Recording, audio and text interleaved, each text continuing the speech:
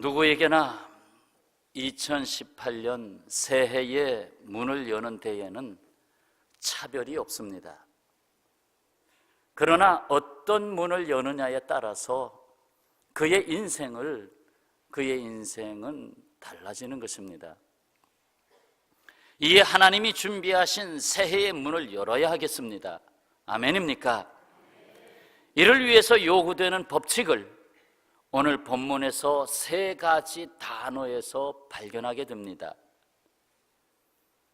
바로 주 너의 하나님, 두 번째는 내 이웃, 세 번째는 내 자신. 오늘 이렇게 세 가지를 찾아봅니다. 다른 방법으로도 찾아볼 수 있는 말이 많지만 오늘 본문에서 너의 하나님, 내 이웃, 내 자신, 오늘 드릴 세 가지 말씀입니다. 첫째는 노크의 법칙입니다. 너의 하나님을 노크하라. 너의 하나님께 노크하라 하는 말씀입니다. 내가 어떤 문을 두드릴 것인가 하는 것은 바로 선택의 문제입니다. 제16대 미국 대통령을 지낸 에이브라함 링컨은 사람은 자신이 선택한 만큼 행복해질 수 있다고 했습니다. 예수께서 말씀하십니다. 나는 양의 문이라. 그러면 그 문을 노크해야죠. 나는 양의 문이라. 우리가 노크할 때에 언제든지 열어주시는 문입니다. 어거스틴은 하나님을 선택한 사람은 최고의 복을 누리게 된다라고 말했고, 행복은 숙명적으로 주어지는 것이 아니라 선택의 결과라고 했습니다. 세상 말로 하면 운명이 아니라 바로 너에게 주어진 선택이다라고 하는 것입니다. 첫사람 아담이 선택한 선악과는 저주를 가져왔어요. 하나님이 선택하라고 안 했어요. 그러나 그걸 선택했어요. 그래서 저주를 가져왔고, 나사렛 사람 예수께서는 십자가를 선택했습니다. 그래서 온 인류에게 생명의 문을 열었습니다. 우리의 노크 소리는 바로 하나님께 드리는 기도 소리입니다. 구하라, 그러면 너에게 주실 것이요. 찾으라, 그리하면 찾아낼 것이요. 문을 두드리라, 그리하면 너희에게 열릴 것이니. 구하는 이마다 받을 것이요, 찾는 이는 찾아낼 것이요, 두드리는 이에게는 열릴 것이니라. 아멘. 한번 따라서 하시죠. 문을 두드리라, 그리하면 너희에게 열릴 것이니. 두드리는 이에게는 열릴 것이니라. 아멘. 주 너의 하나님, 오늘 첫 번째 단어 노크의 법칙입니다. 이 노크를 잘 하셔야 됩니다. 내가 어디다 노크할 것이냐, 술집 문에다가 노크할 것이냐, 양의 문 거기에다가 노크할 것이냐, 여러분의 선택입니다. 두 번째, 집신의 법칙입니다. 집신에는 짝이 있습니다. 사람 인자가 두 개의 막대기로 된 것을 잊지 말아야 합니다. 땅을 짚어야 할 집신에도 짝이 있듯이 인간은 소중한 관계성 속에 살도록 지음받았습니다. 관계를 떠나서 이 세상에 태어난 사람도 없고, 관계를 떠나서 이 세상에서 일어날 수 있는 사람도 없습니다. 짝을 잃으면 곧 나를 잃는 것입니다. 그 짝은 나의 이웃, 내 이웃입니다. 내 이웃을 보라. 집신의 법칙에서 주시는 말씀입니다. 내 이웃을 보라. 내가 어떻게 짝이 되느냐, 그것이 중요합니다. 세상 사람들은 사람과 사람과의 관계에 돈이나 권력이나 정력이나 취미 등을 넣습니다. 그러나 그리스도인은 사람과 사람 사이에 예수 그리스도를 넣습니다. 페르시아 우화에 이런 이야기가 있습니다. 한 나그네가 한 덩이의 진흙을 얻었습니다. 그 진흙에서 아름다운 향기가 강하게 나오는 것이에요. 그래서 물었죠. 너는 바그다드의 진주냐?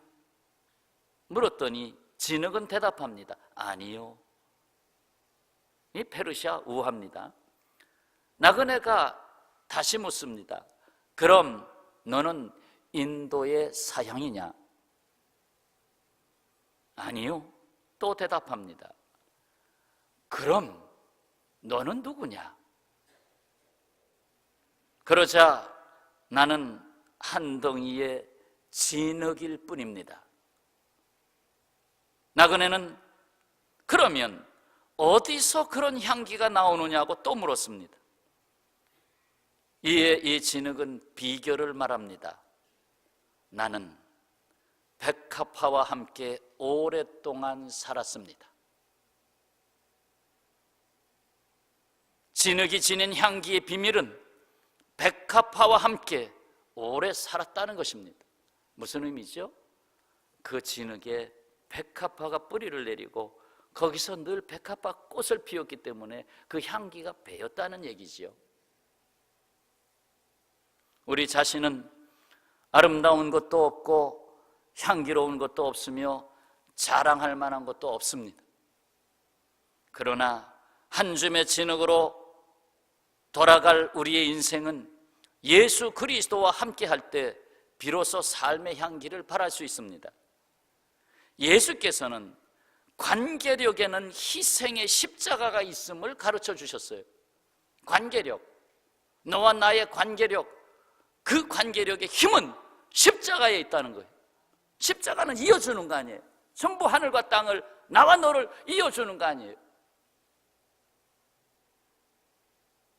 사실 관계성에 희생이 없는 관계는 이기적 관계로 추락하여 고통을 낳습니다.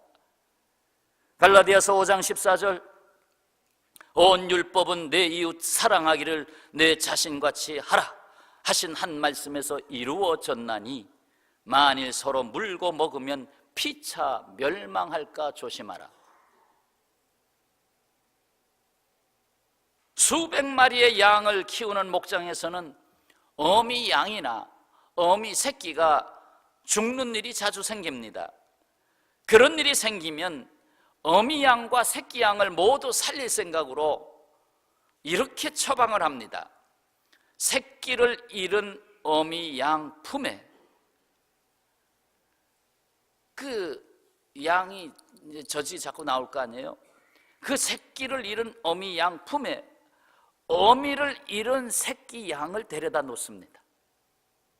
어미를 잃은 새끼 양을 새끼를 잃은 어미 품에 갖다 놓습니다. 입양을 시킨 거죠. 입양. 이때 주의해야 할 일이 있습니다. 반드시 어미를 잃은 양 위에 죽은 새끼의 양의 가죽을 덮어 그 어린 양, 살아있는 어린 양 위에 또 다른 죽은 어린 양의 가죽을 벗겨서 그 가죽을 입혀가지고 새끼를 잃은 어미 양 품에 안깁니다. 왜요? 냄새가 나니까. 내가 난 새끼 냄새구나. 그리고는 젖을 먹입니다. 그러나 그렇게 하지 않으면, 내가 난 양이 아니면 냄새가 다르기 때문에 거부해버립니다. 절대로 먹이질 않습니다. 내 양을 내가 먹이는 거예요. 사실 예수님은 너희는 내 양이다. 그러니까 예수님이 우리를 먹이시는 거죠. 앞서서 생명을 잃은 어린 양의 가죽이 어미를 잃은 어린 양에게 입혀짐으로 생명을 얻게 되었습니다. 희생의 대가로 새로운 생명 관계를 얻게 됩니다. 생명을 낳으려면 희생의 힘이 있어야 됩니다. 이웃이 바로 나라고 하는 것을 이룰 때에 나는 집신의 짝을 잃게 됩니다. 구멍난 집신의 짝이라 할지라도 그 집신 짝을 버리면 나머지 성한 집신의 짝도 쓸모 없습니다. 한 짝만 신고 다닐 수는 없잖아요. 여러분, 구두를 오래 신으면 한쪽 구두가 먼저 펑크가 날 때가 있어요. 그래도 신어야지요. 그거 버리면 이것도 버려야 되는데, 바로 집신의 법칙입니다. 집신 하나가 헐었다고 너 쓸모없구나 버리면 내가 버려집니다. 당신 쓸모없는 사람이야 하고 버리면 내가 버려집니다. 결국 이 땅을 밟아야 할 걸음을 잃게 됩니다. 살아갈 세상을 잃게 됩니다. 집신을 잃는다는 것은 내가 밟을 땅을 잃는 것입니다. 내가 살아갈 땅을 잃어버리는 것입니다. 세 번째 법칙입니다. 거울의 법칙입니다. 다 같이 따라서 하십시오. 내 자신을 자주 보라. 내가 웃고 있는지 울고 있는지. 거울은 먼저 웃지 않습니다. 내가 웃어야만 거울 속에 있는 얼굴이 웃음을 지어줍니다. 내가 믿음으로 사는지 육체로 사는지 거울을 보라는 것입니다. 내가 누구인지 거울을 보라는 것입니다. 사도 바울이 고백한 가장 위대한 고백 중에 하나입니다. 갈라디아서 2장 20절, 내가 그리스도와 함께 십자가에 못 박혔나니 그런즉 이제는 내가 사는 것이 아니요 거울을 보니까 내가 사는 게 아니네. 오직 내 안에, 거울을 보니까 내 안에 그리스도께서 사는 것이라. 이제 내가 육체 가운데 사는 것은 나를 사랑하사 나를 위하여 자기 자신을 버리신 하나님의 아들을 믿는 뭐죠? 믿음 안에서 사는 것이라. 아, 거울에 내가 보인다. 그런데 내 안에 그리스도께서 계시고 내가 육체로서 나를 보는 게 아니라 내 안에 믿음이 있구나. 거울을 봅니다.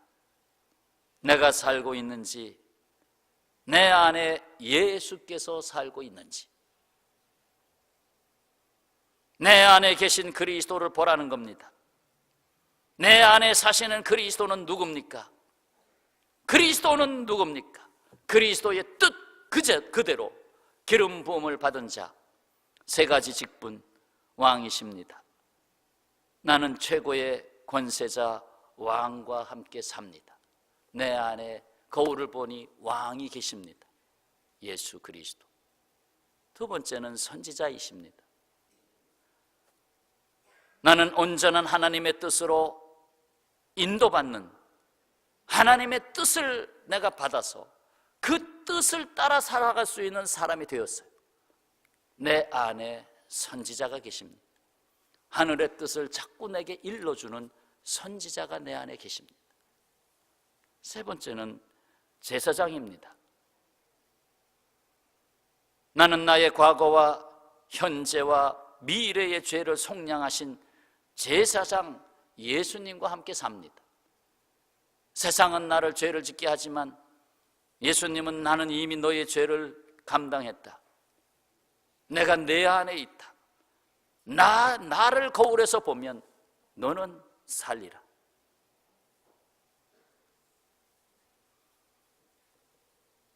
타겟이라는 사람이 지은 단편소설 창에 나오는 내용입니다.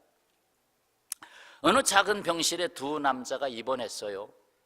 한 사람은 폐암 말기 선고를 받았고 다른 한 사람은 디스크 환자였습니다. 디스크 환자는 수술을 받은 지 얼마 되지 않아서 침대에 꼼짝없이 누워 있어야만 했지만 폐암 환자는 하루에 1시간 정도는 일어나 창밖을 내다보곤 했습니다.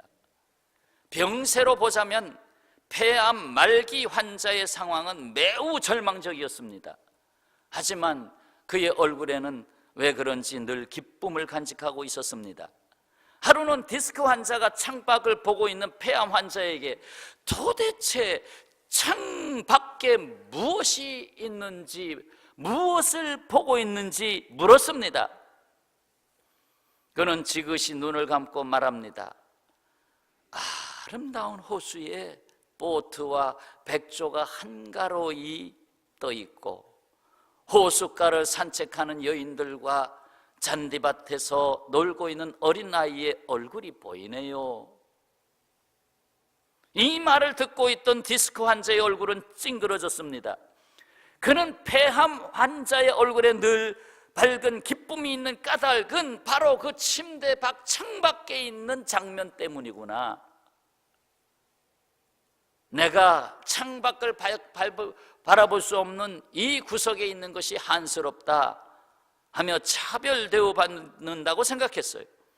그래서 빨리 폐암 환자가 죽어서 나가면 내가 저 창가의 침대를 차지할 수 있다고 생각했습니다. 그러던 어느 날 폐암 환자가 심하게 기침을 하면서 신음하기 시작합니다.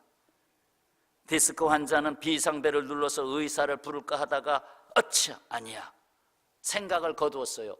저 환자가 죽어야 내가 저 침대를 차지하지. 가만히 있자. 곧 세상을 떠날 거다. 비어있는 자리에 결국 이 폐암 환자가 떠나고 비어있는 자리에 그 다음날 아침에 죽은 걸 발견하고는 얼건이 됐다.